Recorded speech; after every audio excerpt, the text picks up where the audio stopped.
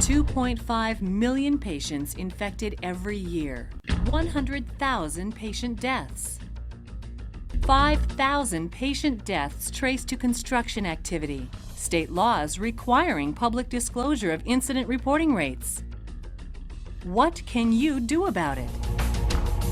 Classroom instruction, hands-on simulations with specialized equipment, and certification of construction personnel is provided by the Lakes and Plains Regional Council of Carpenters on behalf of hospitals and healthcare facilities everywhere. It's important for a healthcare organization to hire people and companies that are trained in working in their environment, because there is literally patient life safety at stake.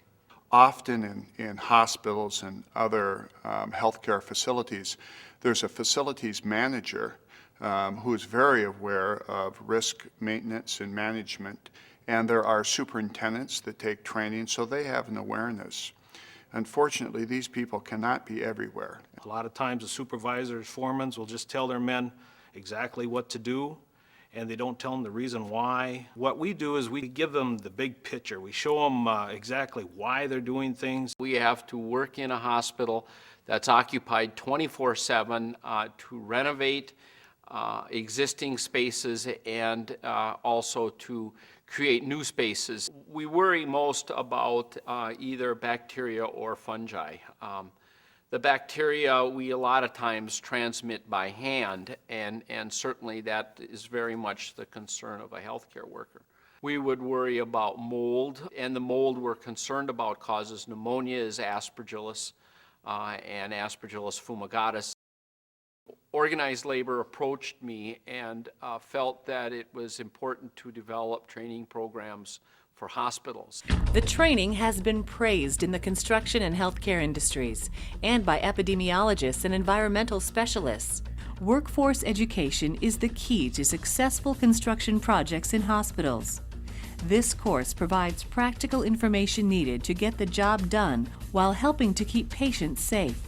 I reviewed your workbook and was very impressed. This level of practicality is sorely needed. One of the concerns that we have when we provide training for our contractors is to make sure that we're adding value to the contractor. And when we talk about adding value, when we have a trained professional carpenter that understands the potential risks, it's much less expensive to limit that risk at the front end, to contain it, to control it, to manage it, rather than try to fix it after the fact. What we're finding now is that it's the rank and file that are most in need, because they're the ones with the sledgehammers and the drills and tearing the walls down, and they're the ones who will see what we're concerned about, and that is the fuzzy, moldy material that's the source. One of the things that I think the attendees of these programs really appreciate is how diverse the microbiology really is. By providing specialized training, the carpenters and the floor coverers and other construction workers in the hospital will have an awareness that will help them do the right thing when they're making decisions during the construction phase. The best practices in healthcare construction has been developed to meet state and federal standards and industry guidelines, including patient privacy laws. Just knowing that the information that we might hear or run across as part of the job or inadvertently because we're in a hospital is protected information. In there, they got to develop a different attitude. They've got to respect what the facility wants. Noise levels are real important. You know, you don't want to do anything to disturb patients. A lot of times that procedure really supersedes production when they're in a healthcare facility. Because if you don't follow the rules, you may get it done sooner, but in doing so, you may have exposed people and patients to something that could be life-threatening to them. One of the tools is an infection control risk assessment sheet.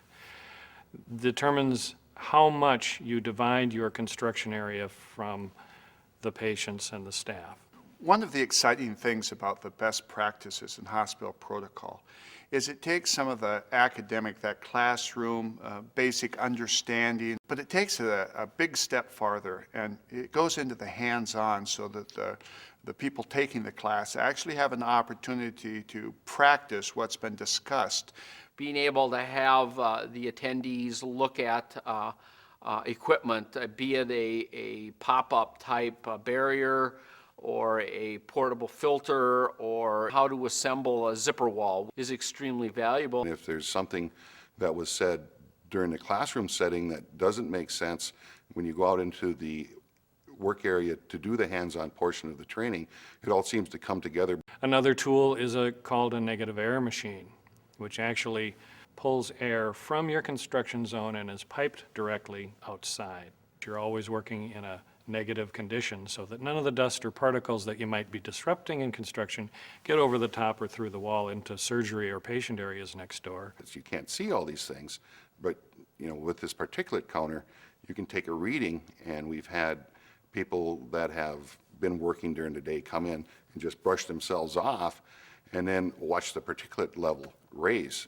We know that in order to be the most productive worker and the best worker, that we have to continually train our members in an effort through apprenticeship program, journey person skill enhancement, specialized training like the infection prevention to make sure that we're meeting the needs of our contractors and the community. There is such a commitment within the Brotherhood for training and to make sure that we do everything necessary to meet the needs of the contractors and to meet the needs of the end user and the client, whether it's a hospital or a bank, whatever those specialized needs might be. And that's really what we're looking for.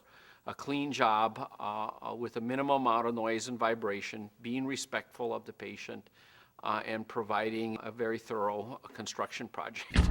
Classroom instruction, hands-on simulations with specialized equipment, and certification of construction personnel. I'm proud to be part of this Brotherhood and pass that training on to all the generations to come. When patient life safety is at stake, hire trained, skilled, passionate professionals. For certified personnel or to schedule a training session for your crew, contact us today.